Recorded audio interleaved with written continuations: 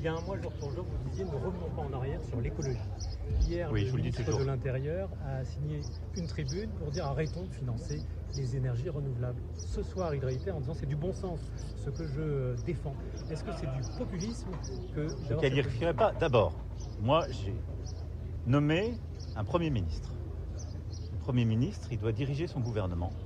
Et les ministres du gouvernement doivent s'occuper des politiques qu'ils conduisent. Chaque ministre. Parce que si on se met à avoir des ministres qui s'occupent de tout, ça ne s'appelle plus un gouvernement. Et donc, il y aura le temps des débats, des programmes. Là, il y a le temps du gouvernement de la France. Et donc, je pense que chaque ministre doit s'occuper des affaires pour lesquelles il est nommé. Après, si les gens veulent faire autre chose, ils font autre chose. Mais moi, je suis garant de ça.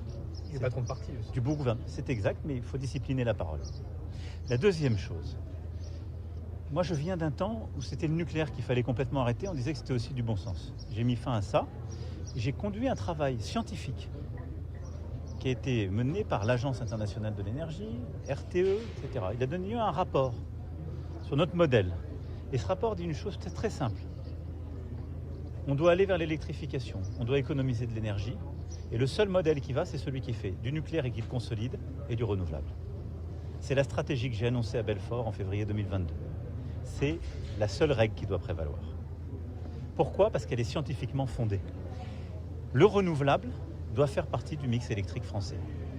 Et de la même manière que j'ai défendu le nucléaire en arrêtant les fermetures de centrales et en permettant de relancer la production, il est bon d'avoir une part aussi de renouvelable.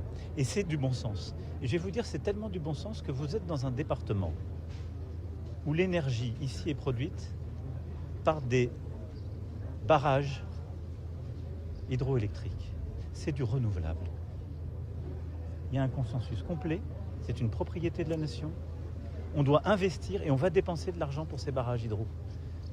Parce qu'on a sauvé ce modèle en renationalisant EDF, on a permis qu'il reste la propriété de la France. Et c'est une très bonne chose.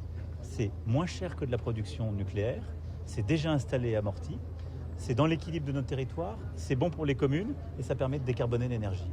Donc il faut arrêter les schémas. Il y a des gens qui, par exemple, veulent plus qu'on installe des éoliennes. C'est du bon sens de ne pas leur imposer, oui.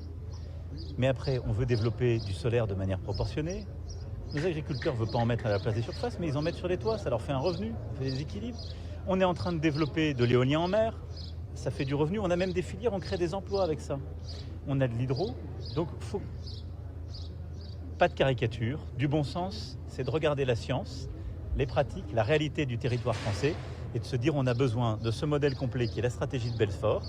Et il faut de la stabilité et de la constance. Cette stratégie qui est la stratégie de la France, qui est le fruit d'un très gros travail scientifique, politique depuis 2022, moi je suis garant d'une chose, c'est qu'on l'applique. Et ce que je sais, c'est qu'on a perdu beaucoup de temps dans notre pays, gaspillé beaucoup d'argent à faire du yo-yo. Il y a eu un temps, il y avait le tout renouvelable, il ne faut pas qu'on aille vers le tout nucléaire davantage. Voilà, il faut qu'on ait cette politique équilibrée.